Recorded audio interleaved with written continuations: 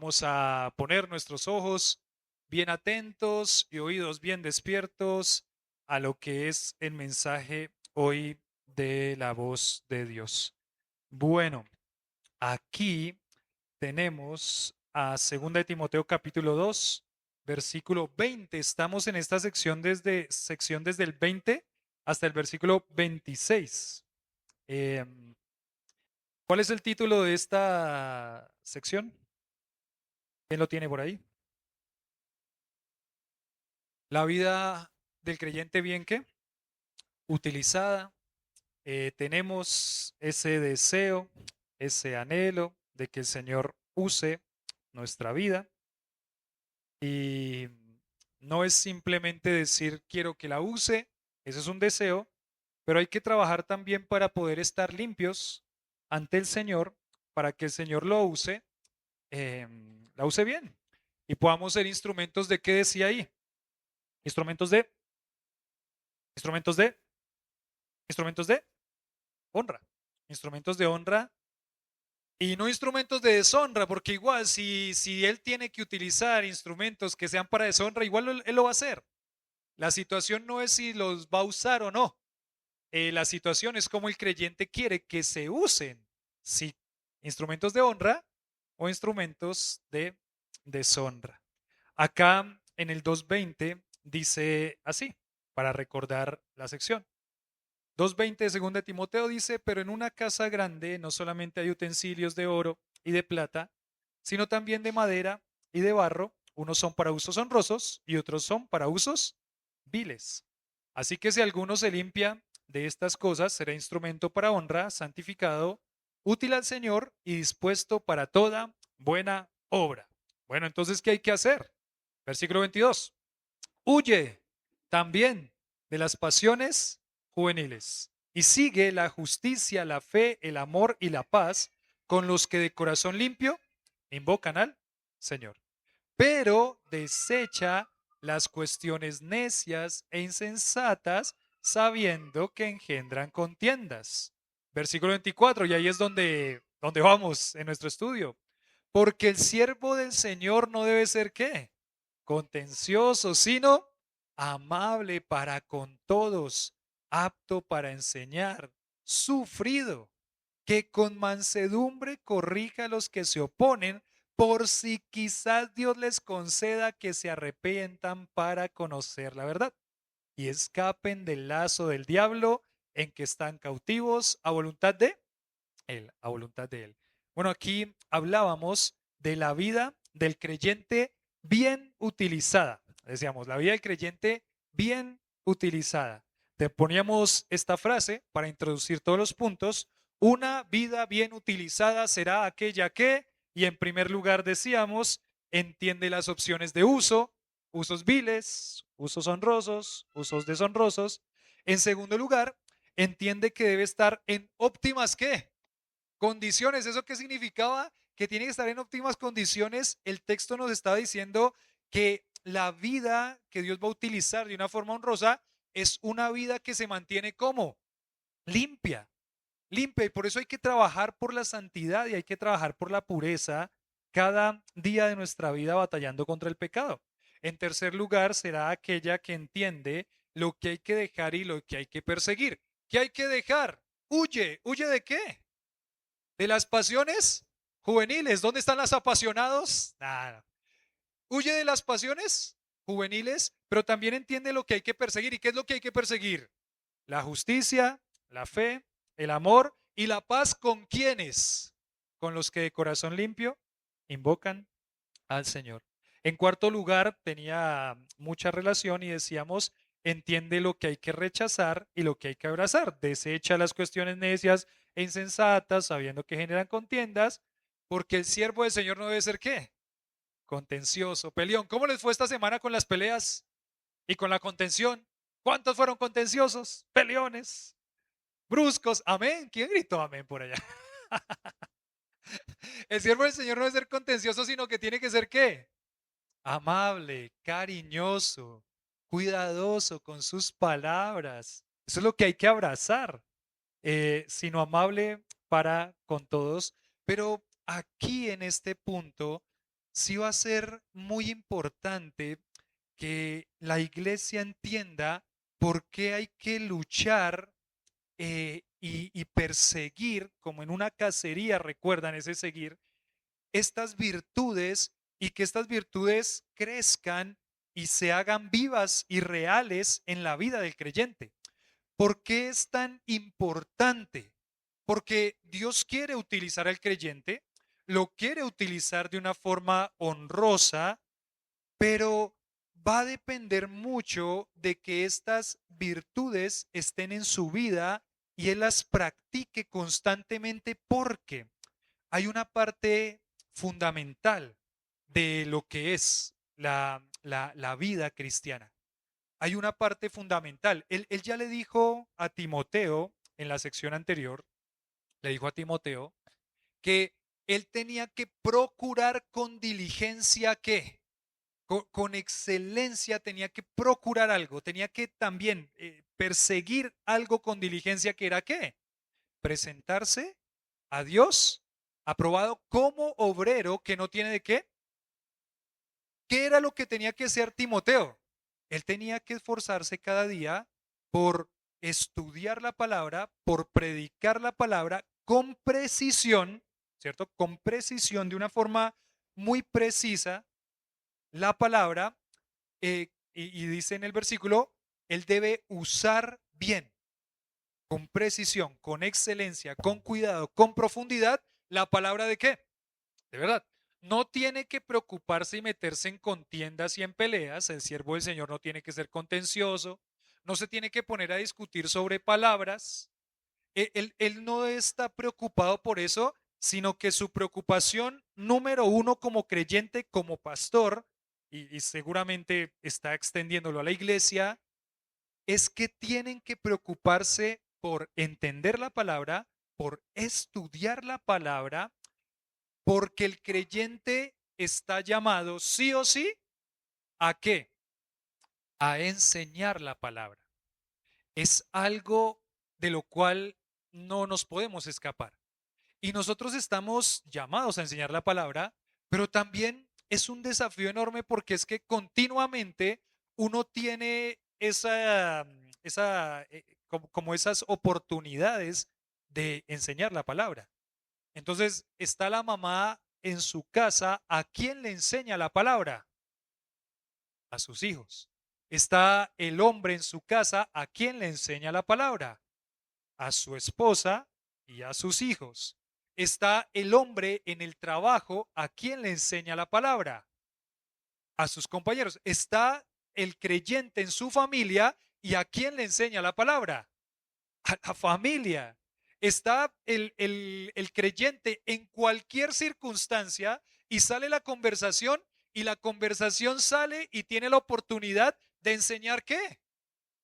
O sea, ¿no les ha pasado que uno está escuchando algo de una conversación que está al lado y está escuchando esa conversación y es como que su corazón arde porque usted sabe lo que tiene que decirle a esas personas que están hablando acerca de ese tema con relación a lo que dice Dios y su palabra? ¿No les ha pasado? Que uno está ahí como, ¿qué hago? ¿Le digo? ¿No le digo? ¿Hablo? ¿Me meto? ¿No me meto?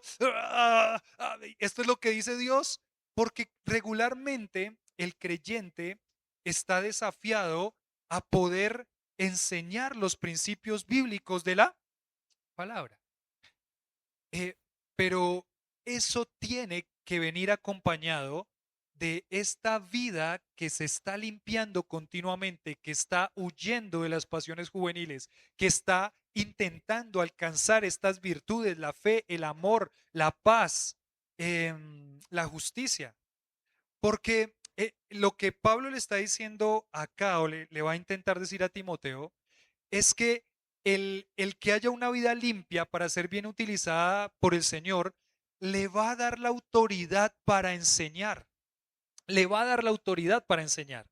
Cuando hay un hombre, un siervo de Dios, un pastor, o un hombre, o una persona que busca la contienda continuamente, que está con una vida que no está limpia, que está no luchando por la tranquilidad y la paz, sino por contender sobre cosas que tiene que desechar, en ese momento la vida de esa persona pierde la autoridad. ¿Para qué? Para enseñar. Y no es que no lo tenga que enseñar, lo tiene que enseñar. Pero ¿qué es lo que va a perder? La autoridad para enseñar.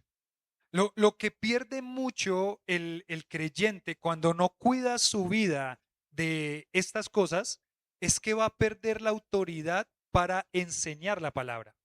Y uno puede pensar en cuando Jesús, por ejemplo, le decía a los fariseos ayer, ayer hablábamos en la reunión casera, y Jesús le decía a los fariseos, eh, hagan lo que ellos perdón, a las personas con relación a los fariseos le decía, hagan lo que ellos lo que ellos dicen, pero no hagan lo que ellos hacen. No hagan lo que ellos hacen, porque ellos dicen una cosa, pero con su vida, ¿qué hacen? Borran todo eso que están diciendo que creen o que enseñan. Es más, cuando uno encuentra en los evangelios la vida de nuestro Señor Jesucristo, dice que las personas se asombraban de cómo él hablaba. ¿Por qué? ¿Les hablaba cosas distintas a lo que los fariseos le hablaban? No, porque los fariseos hablaban la ley. Sí, hablaban la ley. ¿Jesús hablaba la ley? Sí, afirmaba la ley, aplicaba la ley, pero él dice, en ese texto, dice, este hombre habla como ningún otro hombre ha hablado, porque ellos ven algo diferente. Él no solamente está hablando, sino que está, ¿qué?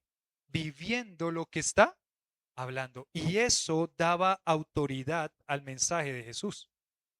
La autoridad tiene mucho que ver en cuanto a la enseñanza bíblica, en cómo manifiesta mi vida estas cosas que dijo anteriormente.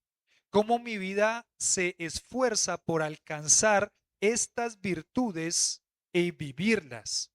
Porque o si no, la enseñanza va a perder su autoridad y va a perder su eficacia. Va a perder su eficacia.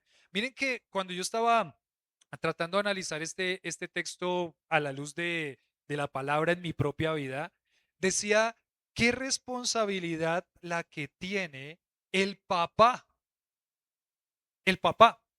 y la mamá. ¿Que qué hace el papá y la mamá? Le dicen algo a su hijo. Pero ¿cuál es el problema?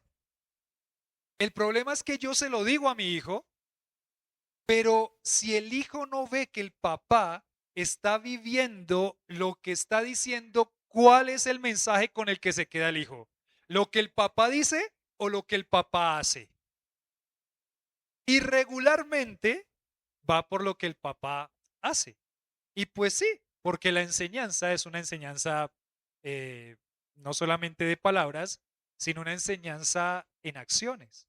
Y ahí es donde nosotros de pronto podemos empezar a analizar nuestro propio corazón y nuestra propia vida y decir, ¿por qué si le digo esto tantas veces se lo he dicho, lo he escuchado de tantas formas, de tantas maneras, ¿por qué es que no lo hace? ¿Por qué? Y hay que examinar a la luz de este texto que quizás no lo hace, ¿por qué? Porque no lo ha visto vivo en mi vida. Porque yo no he luchado, he sido quizás negligente en cambiar estas cosas en mi propio corazón y mi hijo o las personas que están alrededor. Sería una contradicción, ¿cierto? Es como cuando una persona que no es creyente dice, sí, usted me está evangelizando, pero estamos en una taberna y usted está tomando cerveza conmigo, pero me está evangelizando, me está hablando del Señor. ¿Qué hay una qué? Una contradicción. No se puede ver una diferencia en esa vida. Y pasa muchas veces, desafortunadamente, en que ese es el estándar y el patrón de enseñanza. La vida del creyente no llega a impactar la vida de otros, no porque no sepa lo que tiene que decir, no porque no sepa los principios bíblicos, no porque no estén en su mente, sino porque no se están viviendo, no se están viviendo. Hay hijos resentidos con padres, hijos que ya son grandes. Hay hijos que están resentidos con padres. ¿Por qué? Y muchas veces, no voy a decir que todas las veces, pero generalmente los hijos que están resentidos con padres que decían ser creyentes y con esos niños creciendo en hogares cristianos, fue porque esos papás decían una cosa, pero ¿qué hacían? Otra cosa. Acá el texto dice que él tiene que perseguir, dice, tiene que ser igual a amable para con todos, pero obviamente aquí en primer lugar le está hablando al pastor Timoteo y Timoteo, enfocado en esa labor pastoral, dice que él tiene que ser apto para qué, para enseñar, apto para enseñar. La aptitud es un regalo de la gracia de Dios, pero no significa que el que diga, no, es que yo no sé, no soy muy bueno para hablar, para expresarme, no tenga la responsabilidad de enseñar también a otros la palabra. Pero efectivamente sí entendemos que el pastor tiene que ser apto para qué, para enseñar. ¿Cuál es lo que regularmente va a estar haciendo el pastor durante toda su vida? Es enseñar la palabra en contextos formales como una predicación un domingo, en una reunión casera, en una reunión, llámese la reunión que sea, pero también en contextos informales. Cuando alguien llama y dice, mire, ¿usted qué piensa de esto? ¿Qué le dice una persona? ¿Usted qué piensa de esto? ¿Qué le digo yo como pastor? ¿Qué es lo que tendría que decir como pastor? Lo que tendría que decir como pastor cuando una persona llama a pedir un consejo es, mire, yo puedo pensar muchas cosas, pero lo que la palabra de Dios dice es esto. ¿Cómo se ve en la forma de aplicar este principio bíblico? Se ve así. El pastor tiene que ser apto para qué? Para enseñar. Ya lo dijo ahí en 1 Timoteo capítulo 3, por ejemplo. En 1 Timoteo capítulo 3 dice, versículo 1, palabra fiel, si alguno anhela obispado, buena obra desea, es lindo que anhele el obispado, pero es necesario que el obispo sea irreprensible, marido de una sola mujer, sobrio, prudente, decoroso, hospedador, y la misma expresión que utiliza aquí en este texto es apto para qué? Para enseñar. Entonces, el pastor tiene que cuidar su vida porque algo que está haciendo todo el tiempo el pastor es enseñando. Dios le va a dar esa aptitud y esa habilidad para enseñar. Tiene que ser hábil para enseñar, pero como veíamos en todo este contexto, eso tiene que venir acompañado de una vida que respalde su enseñanza. Y se los digo, mis hermanos, a todos los que están acá. Mamás, una enseñanza a sus hijos con una vida que respalde su enseñanza. Papás, una vida que respalde la enseñanza. Todos en su trabajo, en donde estén, una vida que respalde su enseñanza. Va a ser duro de digerir cuando alguien que no está viviendo lo que me va a enseñar viene y me lo dice. Igual yo lo tengo que hacer. Porque si viene de la palabra, ¿yo qué tengo que hacer? Obedecerlo, no tengo ninguna otra opción. Pero va a ser muy difícil porque va a ser duro de pasar, va a ser duro de digerir. ¿Por qué si sabe tanto y sabe lo que hay que hacer, por qué no lo qué? No lo hace. ¿Por qué no lo hace? Sí, es muy lindo que sepa mucho. Si quiere, le ponemos un letrero que diga que sabe mucho, está bien.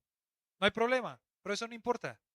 Lo que importa es que lo diga y que lo viva. Y que lo viva. Él tiene que ser apto para enseñar. Es algo que él tiene que abrazar. Decía, entiende lo que hay que rechazar, desecha las cuestiones necias sabiendo que generan contienda, pero lo que hay que abrazar es una vida de amabilidad y una vida que va a enseñar, pero que va respaldado con una obediencia y, y- y algo que se ve vivo y real en ese ministro. Miren que acá, por ejemplo, cuando habla de esta aptitud para enseñar, que es algo que tiene que estar haciendo Timoteo regularmente y continuamente, dice, el ministerio de instruir en la sana doctrina es el antídoto para contrarrestar lo que no es saludable. Claro, es algo lógico. ¿Cómo va a contrarrestar el pastor y la iglesia toda la falsa doctrina que se quiere meter a la iglesia? Pues enseñando y enseñando y enseñando y enseñando y continuamente encargarse de que la iglesia esté aprendiendo la sana doctrina. Pero tiene que tener cuidado. No solamente es enseñar. El pastor va a tener que enfocarse y vivir lo que está enseñando. Entonces, Timoteo y todos los líderes cristianos, cuando enfrentan en la iglesia falsas doctrinas, han de velar por su propia conducta, decía este comentarista. Miren que este comentarista lo pone a este punto que estamos hablando. Cuando hay que contrarrestar la falsa doctrina, por lo que hay que velar y cuidar es por su propia conducta. Porque una característica de un falso maestro, una característica de un quizás un lobo vestido de oveja o un falso maestro, es que no viven lo que predican. Esa es la característica de un falso maestro. No viven lo que predican. Los líderes cristianos, cuando enfrentan en la iglesia falsas doctrinas, han de velar por su propia conducta. Han de velar por su propia conducta. ¿Eso qué significa? Dice este comentarista. Desechar las riñas, desechar las peleas, enseñar la verdad y corregir a los que se oponen a la verdad. Aquí le dice, en este versículo, le dice que él tiene que ser, no tiene que ser contencioso, sino que tiene que ser amable, en primer lugar. En segundo lugar, tiene que ser apto para enseñar, y una forma en la que se va a ver esa vida de enseñanza reflejada en su conducta es que tiene que ser sufrido. Es que tiene que ser sufrido. ¿Cómo así este término sufrido? ¿Que tiene que hacerse el sufrido? ¿El pastor tiene que hacerse el sufrido? Ay, pobrecito yo. Ay, es que esta iglesia, es que no son ovejas sino son cabras. Ay, no, es que la iglesia que me tocó, no, es que ustedes tienen que compadecerse de mí. Ay, es que yo, es que, ¿eso es lo que significa la palabra sufrido? No, obviamente no. Eso sería pecado, sería autoconmiseración. Pero la palabra sufrido, miren lo que significa la palabra sufrido. La palabra sufrido significa paciente y esta definición es tremenda. No resentido, no resentido, que tolera las dificultades sin perder el control. En otra forma de decirlo, sufrido significa soportar el mal sin resentimientos. A ver, ¿cuántos aquí resentidos? ¿Cuánto nos cuesta pasar por alto las ofensas? ¿Mucho o poquito? Miren, nosotros somos seres pecadores que a veces no podemos ni siquiera pasar una sola ¿qué? Ofensa. Pero es que ya me hizo tantas veces. ¿Saben que una característica de un pastor es que él tiene que trabajar por no ser qué? Resentido. Eso va a respaldar la enseñanza. No sé si alguna vez les tocó o les pasó tener que ver a su pastor resentido con ustedes. No sé si alguna vez les pasó en algún contexto. No sé si alguna vez les pasó tener que sufrir un pastor quizás mirándolos de una forma que no es correcta, volteándoles la mirada, pasándose la acera cuando usted venía por la otra, bueno, por esa misma y pasarse la otra acera. No sé si les tocó en algún momento, pero el problema con esa actitud de que el pastor no pase las ofensas es que no le va a dar la autoridad para qué, para enseñar. Usted le puede decir un montón de cosas a las personas con relación a la palabra, pero si tiene una actitud de resentimiento contra esas personas, no pasar por alto la ofensa, no ser resentido, no ser paciente, no soportar el mal sin resentimientos, entonces va a ser complicado que pueda transmitirle a esa persona la enseñanza. Es más, enseñarle. Para el pastor en primer lugar, pero esto va para todos los creyentes. Un papá resentido con su hijo, imagínese eso. ¿Con qué actitud le va a enseñar a su hijo las verdades de la palabra? ¿Le puede enseñar? Se las puede enseñar, pero lo que le está transmitiendo es terrible. Ahora, hablando de el pastor en primer lugar, ¿por qué Pablo le pone a Timoteo en esa intención de animarlo para el ministerio? ¿Qué es lo que está haciendo aquí Pablo en esta segunda de Timoteo, dándole los últimos retoques a Timoteo para que recuerde todas estas cosas? Y entonces, ¿por qué le dice el pastor tiene que ser amable para con todos, cariñoso, cuidadoso? Tiene que ser apto para enseñar, obviamente, pero tiene que venir respaldado por una actitud de que el pastor tiene que ser sufrido. ¿Por qué? Porque el pastor va a estar expuesto a muchísimos ataques, a muchísimos ataques. El pastor es una persona que está en el centro de atención, siendo observado y en muchas ocasiones va a ser criticado. Hay personas que no van a estar de acuerdo con lo que el pastor dice, va a ser criticado. No levante la mano, pero ¿alguna vez usted criticó a su pastor por alguna cosa? No levante la mano, tranquilo, no mueva la cara, no mueva la cabeza. ¿Usted criticó al pastor por alguna cosa? Y sabe que muchas de esas críticas, que obviamente están ahí en el corazón y en la mente, si están en el corazón, ¿por dónde salen? O salen por la boca o salen por el WhatsApp. Y salen por ahí por el WhatsApp. ¿Y cierto? Y tenemos estados de, no sé, de alguien por ahí de pronto poniendo, eh, deja las 99 y va a buscar la que está perdida. El buen pastor. O sale por la boca o sale por el WhatsApp. O sale por las redes sociales o por algún lado sale. La cosa es que obviamente eso llega a dónde? Regularmente llega a los oídos o a los ojos de quién? Pues del pastor, obviamente. Hay una iglesia que cuida, hay una iglesia que protege y hay momentos en los que personas han criticado, por ejemplo, mi vida pastoral, mi ministerio pastoral o la vida de mi esposa como esposa de pastor y han criticado a nosotros como familia pastoral. Y eso llega, obviamente. Algunos momentos cuando yo iba a confrontar esas situaciones, que no son para nada fáciles, cuando iba a confrontar la reacción de las personas a las cuales se les confronta regularmente es que en esa iglesia son un montón de chismosos. No, no, hermanos, es que no es chisme. Es que estamos, ¿qué? Protegiendo y cuidando la unidad de la iglesia. No vamos a permitir ni siquiera un centímetro de división de la iglesia. ¿Por qué? Porque Dios lo dice así. En 1 Corintios capítulo 1 versículo 10, Pablo le ruega a los corintios que estén perfectamente ¿qué?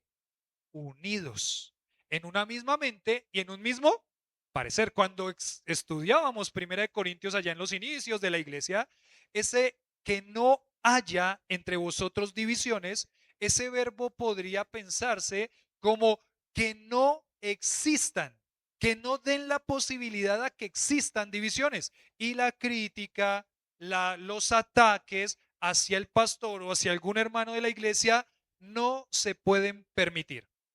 No se pueden permitir.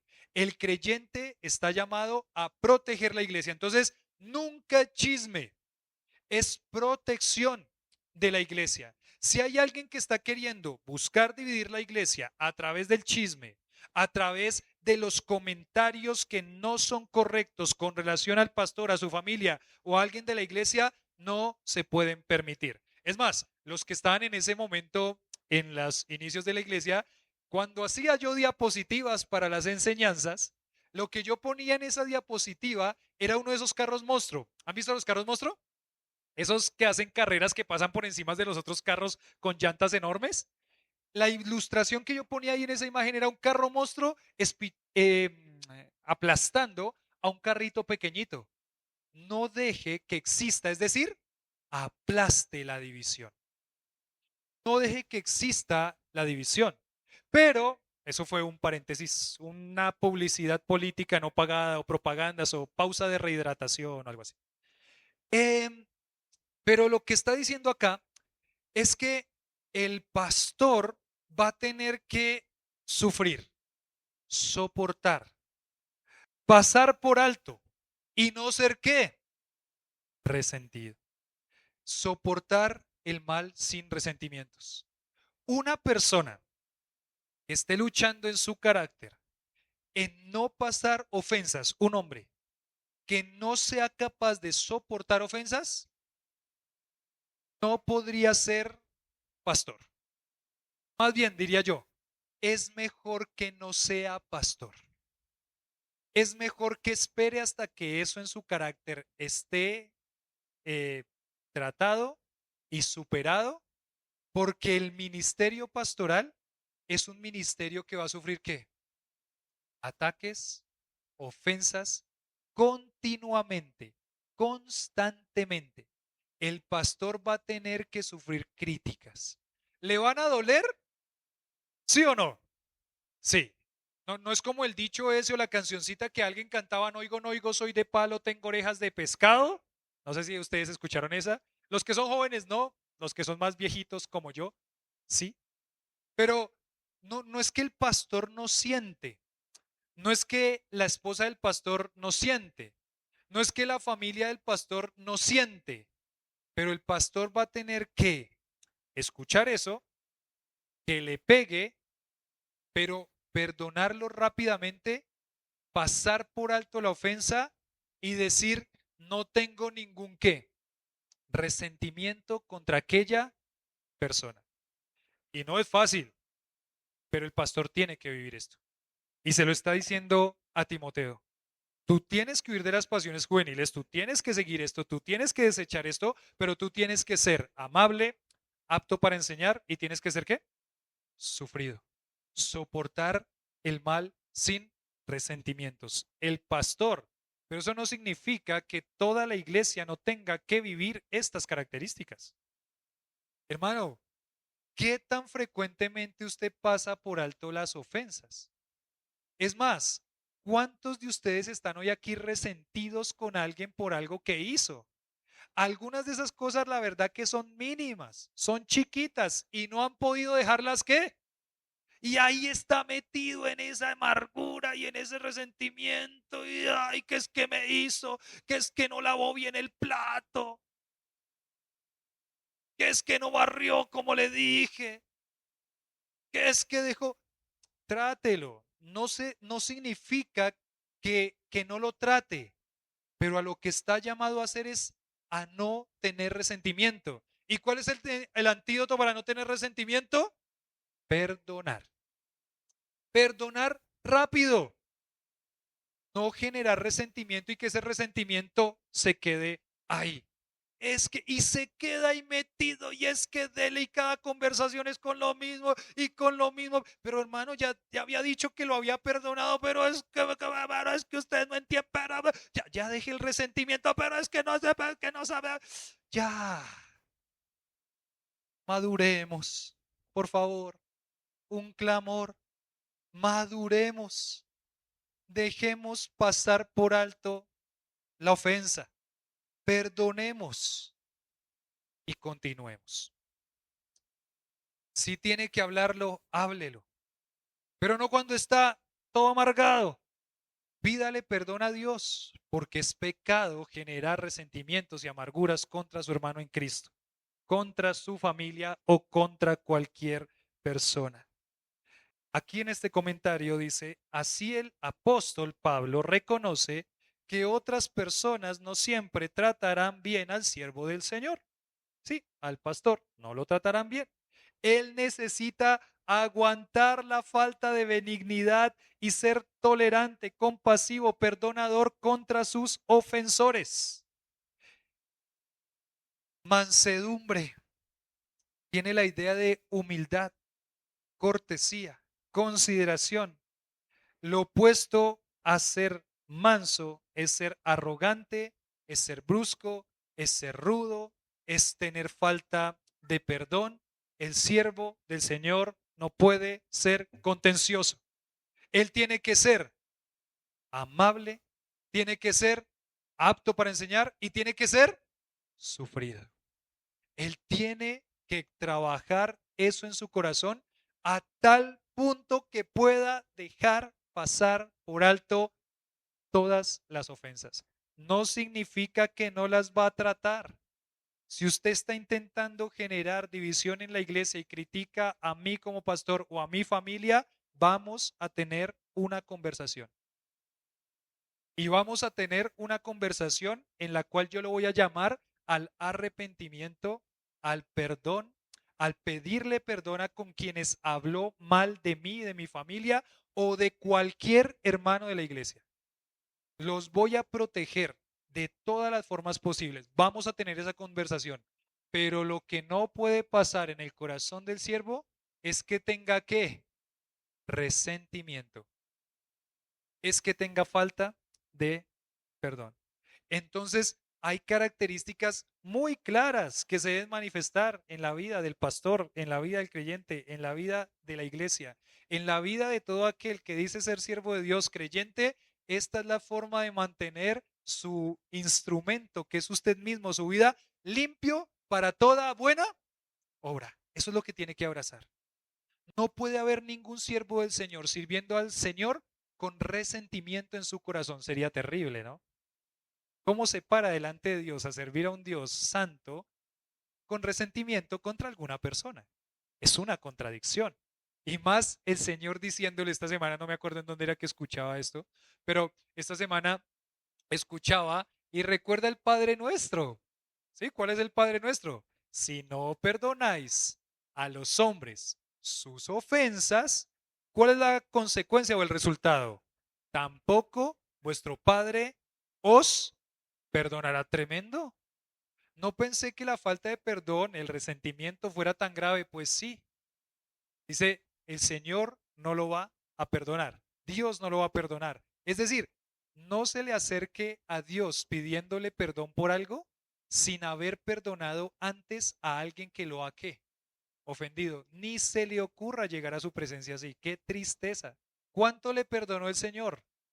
Todo, todo le perdonó. Todos los pecados pasados, presentes, futuros. Hasta lo más terrible le perdonó el Señor.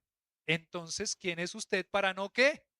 Perdonar, para generar resentimiento. ¿Usted se imagina a Dios resentido con nosotros? ¿Tendría motivos Dios para estar resentido con nosotros? Todo el tiempo tendría motivos. Todos los días tendría Dios motivos para estar resentido con nosotros. Y Él no está resentido porque Él nos ¿qué? Nos perdonó todo, todas las ofensas. Tremendo, ¿no? Pero usted piensa en su orgullo que no puede perdonar. Eso es una contradicción para la vida de un creyente. Es una contradicción.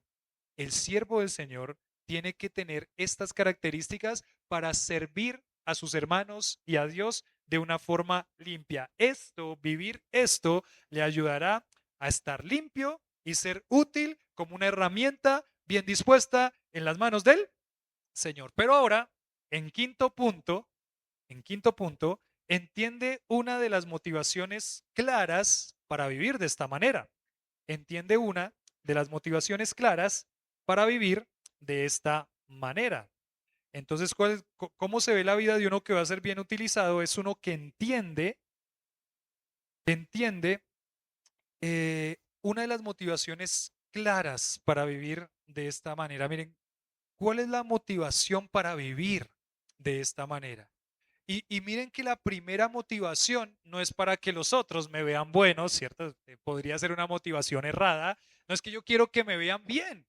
Entonces, como quiero que me vean bien, entonces voy a estirarme por alcanzar esto y por pedirle al Señor cada día que me ayude. No, esa no es la primera motivación. Es la vida de mis hijos, para que ellos me vean como un buen papá, ¿no? La primera motivación quizás no somos nosotros mismos. No es para yo ser mejor persona. Entonces yo voy a ser una mejor persona porque ese es el estándar de vida. Todos allá alrededor están buscando cómo ser mejores personas. Mucho de eso tiene que ver con el orgullo, ¿no? Para que me vean lindo y para que me vean bueno, no, esa no es la motivación. aunque el resultado de eso y uno de los frutos de eso va a ser lindo ver cómo vamos transformando nuestra vida y cambiando hábitos pecaminosos. Pero la motivación aquí dice lo siguiente, para, para Timoteo, para los creyentes, para la iglesia, para el pastor. Dice versículo 24 y 25, porque el siervo del Señor no debe ser contencioso, sino amable para con todos, apto para enseñar, sufrido, y acá dice el 25, que con mansedumbre corrija a quienes, a los que se oponen, por si quizás Dios les conceda que se arrepientan para conocer la verdad y escapen del lazo del diablo que están cautivos. Bueno, aquí empieza diciendo, miren, la motivación de mantener una vida limpia, una vida que busca estas virtudes, que las anhela para vivirlas, es que ese ministerio de enseñanza es muy importante y muy valioso en la vida de la iglesia y para personas que no conocen al Señor. Empieza diciendo aquí que con mansedumbre, y la palabra mansedumbre significa humildad y significa amabilidad, que con humildad, que con amabilidad, ¿y qué es lo que va a hacer? Va a corregir. La palabra corregir significa disciplinar, entrenar o hasta castigar muchas veces. La vida del pastor es una vida que con la enseñanza él tiene que disciplinar, tiene que entrenar y tiene que castigar. Cuando nosotros venimos aquí cada domingo, ¿qué hace la palabra en nuestros corazones? Nos está que todo el tiempo nos está exhortando, ¿cierto? Nos está llamando a la atención, nos está disciplinando muchas veces de algo que estamos haciendo y que tenemos que corregir. Nos está entrenando también, porque toda la escritura es útil para enseñar, para redarguir, para corregir, para instruir en qué? En justicia, a fin de que el hombre de Dios sea perfecto y enteramente preparado para toda buena obra. Entonces, todo el tiempo está corrigiendo. A veces cuando yo pienso todo lo que implica lo que estoy diciendo acá para mi propia vida y para la vida de ustedes, digo, esto que voy a predicar hoy es duro. ¿Cuántos regularmente salen de la predicación apaleados?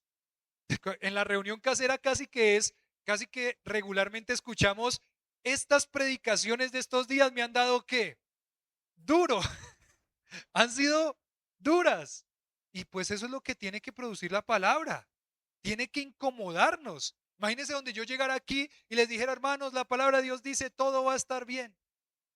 La palabra de Dios dice que si da 1,000 pesos, Dios se lo multiplicará en 10,000. Pues todos dando de a 10,000 para que les dé 1,000,000, ¿cierto? Tranquilos y no exponer la palabra con relación al pecado para que esta palabra corrija, exhorte, entrene. Entonces no cumpliría con el propósito por el cual Dios la dejó. Dios no quiere una iglesia llena de personas. Dios quiere que las personas que están en la iglesia vivan vidas limpias, vivan vidas en santidad. Entonces el pastor constantemente va a tener que con humildad y con amabilidad corregir, disciplinar, entrenar, castigar. Y acá dice a los que se oponen, a los que se oponen, a personas que son hostiles hacia la doctrina, hostiles hacia el evangelio o hacia alguna cosa, pero que están comprometidos en ser hostiles hacia lo que la palabra de Dios dice. Metiéndonos en el contexto de la iglesia de Éfeso y lo que estaba pasando allá, es que había muchos falsos maestros que estaban oponiéndose a la sana doctrina. Eran falsos maestros, entonces se oponían a la sana doctrina. Entonces, ¿qué tenía que hacer Timoteo? Tenía que ir a corregirlos, tenía que ir a disciplinarlos con la palabra, no a bibliazos, ¿no? No, no. Con la palabra tenía que ir a corregirlos, tenía que hacerlo con humildad, tenía que hacerlo sin resentimiento, tenía que hacerlo con amabilidad, pero tenía que sí o sí que hacerlo. Ya le dijo Pablo en 1 Timoteo, te digo a ti, Timoteo, que mandes, que nos enseñe diferente doctrina. Amabilidad con seriedad y con firmeza. No se contradicen. Ay, es que es muy duro. Es duro, sí, el mensaje es duro. Y siempre va a ser duro porque es un mensaje que le habla a pecadores como nosotros en cosas que tenemos que cambiar y que muchas veces no queremos. Entonces, él sí va a tener que corregir a los que se oponen, a los que son hostiles y mirándolo ¿con qué ojos los tiene que mirar? Y miren que aquí el versículo dice, por si quizás pueda ser que Dios les conceda que se arrepientan. O sea que la labor del pastor es todo el tiempo enseñar con estas características. Amabilidad. Él tiene que ser humilde, pero tiene que corregir. ¿Y corregir a quiénes? A los que se opongan. Y tiene que corregir a los que se opongan. En el caso de allá, eran falsos maestros.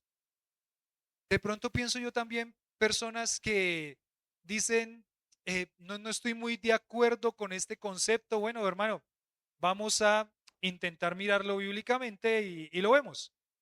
Si yo se lo muestro bíblicamente, ¿cuál es su responsabilidad? Sujetarse a ese principio bíblico, vivirlo y obedecerlo, ¿cierto? Es lo que tiene que hacer. Pero el resultado que busca el pastor y aquel que enseña la palabra es que haya un arrepentimiento en la vida de una persona. ¿Qué significa la palabra arrepentimiento? La palabra arrepentimiento significa un cambio de mente que resulta en un cambio de vida. Arrepentimiento significa un cambio de mente. Yo antes pensaba así, ahora voy a pensar lo que Dios piensa y como Dios lo piensa. ¿Eso en qué va a resultar? En un cambio de vida.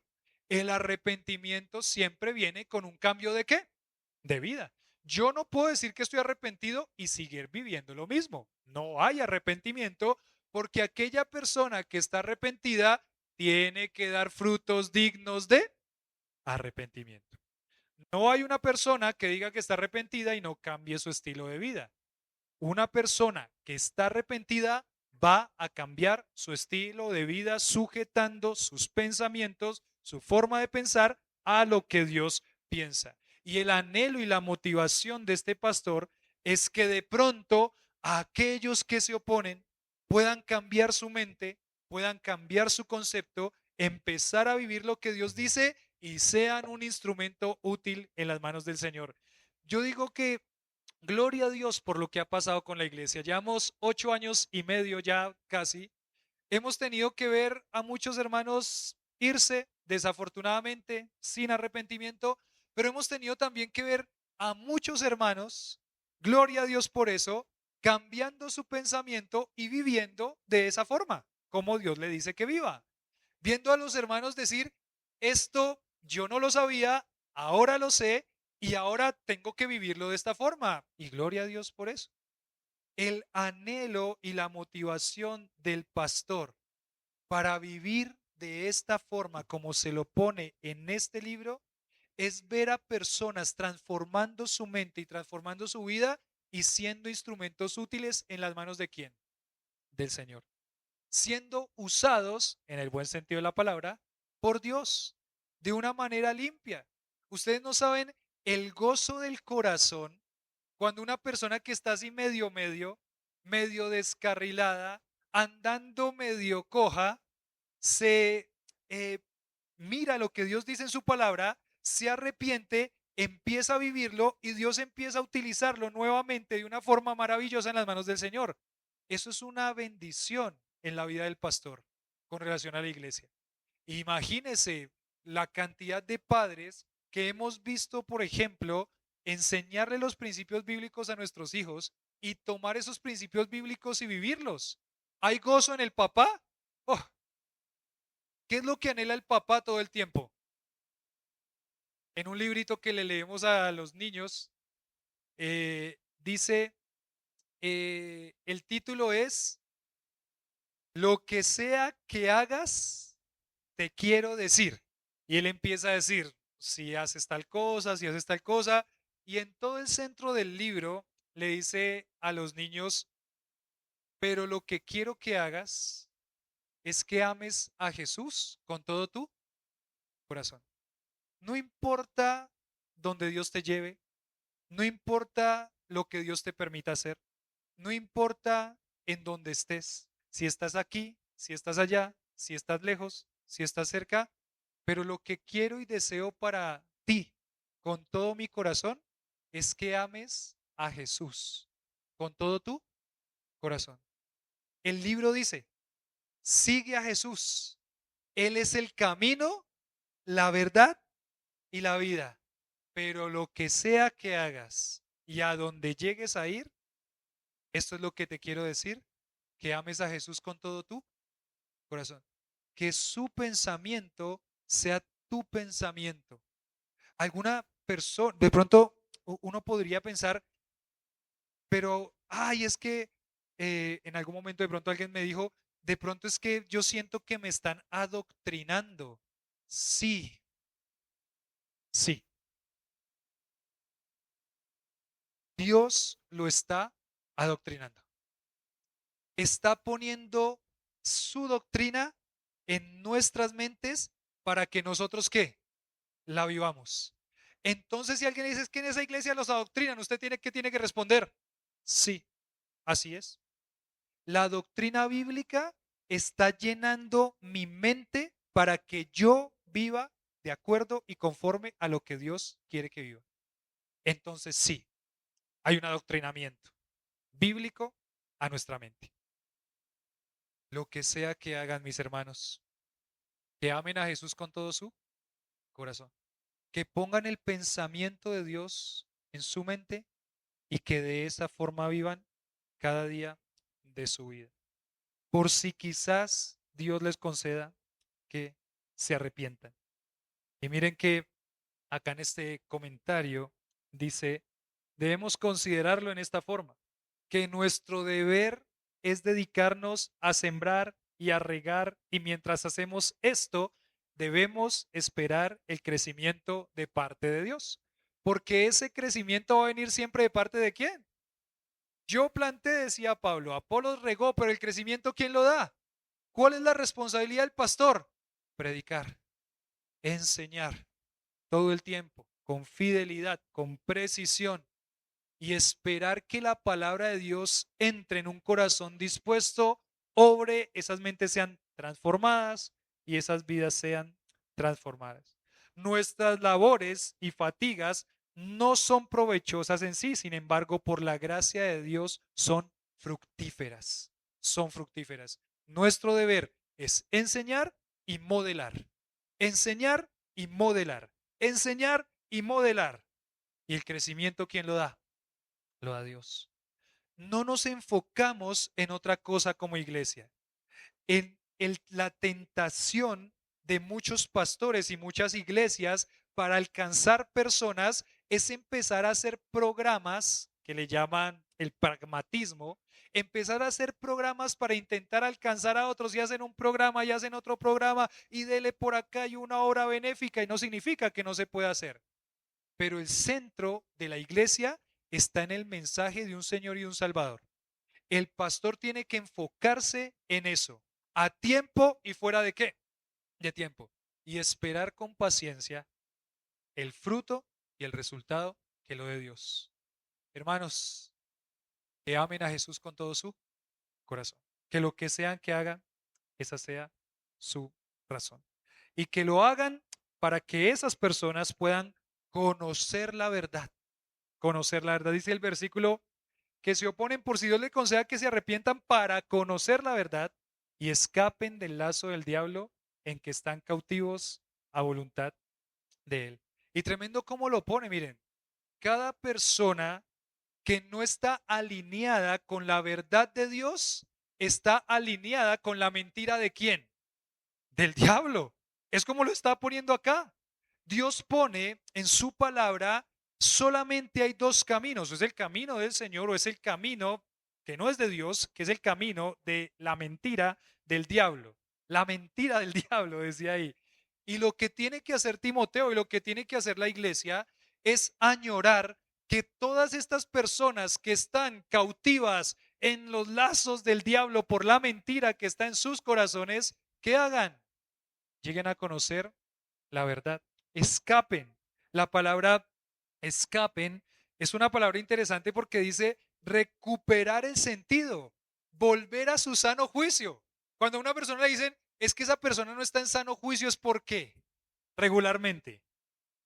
¿Porque está qué?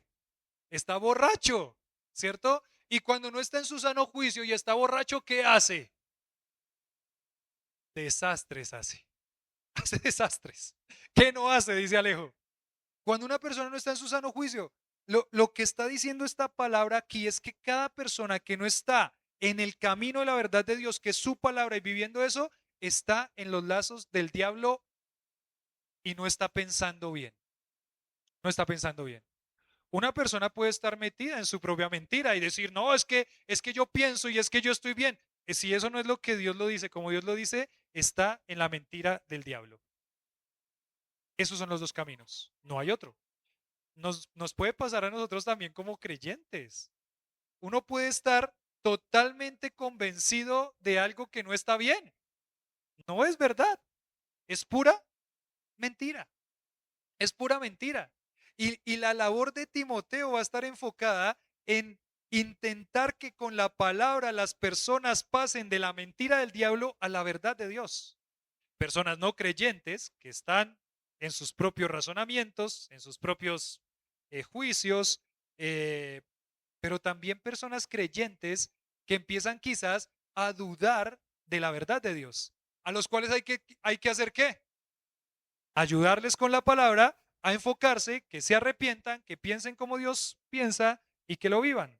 Recuperar el sentido, volver al sano juicio. Queremos que esa persona que está pensando mal con relación a la verdad de Dios vuelva a su sano juicio y escape del lazo, del peligro, dice acá, esa palabra lazo es peligro o trampa del diablo. Satanás es un tramposo de primeras, es el tramposo mayor. Satanás va a utilizar todo lo que pueda para poner trampas.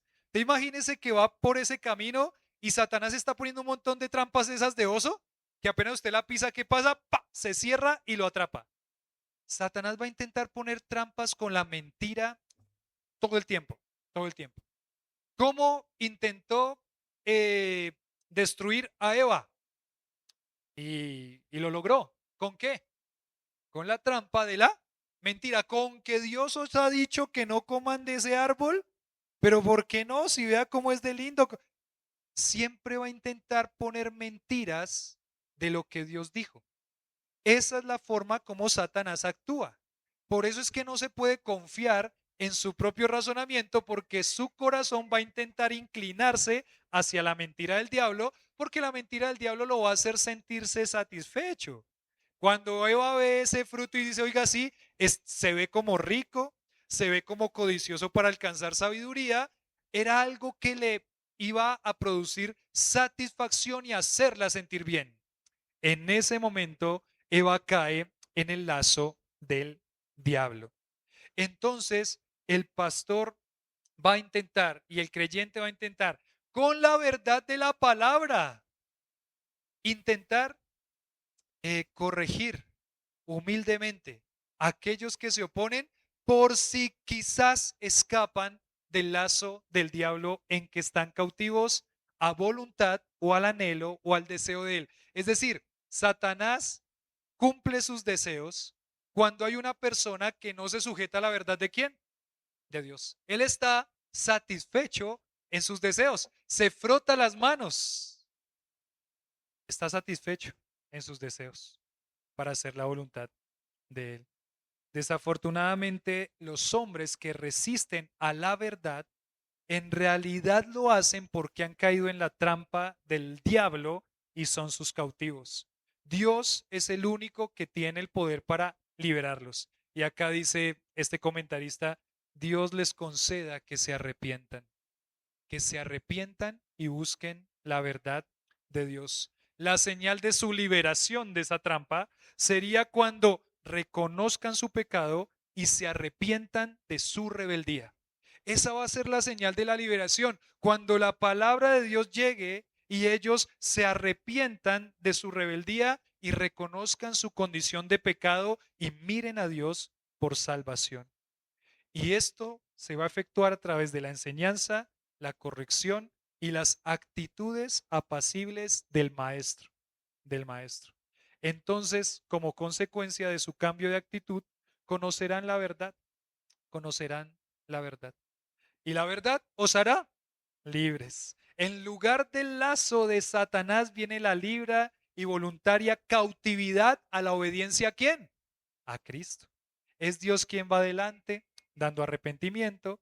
Entonces la obra de su siervo que sigue tiene la seguridad de ser coronada con éxito, llevando al convertido desde entonces a vivir para la voluntad de Dios. Para el siervo y para la iglesia y para el creyente, la motivación es una iglesia centrada en la palabra. Para que esa iglesia pueda ser limpiada por la palabra, al vivir esa palabra y podamos ser instrumentos útiles al Señor.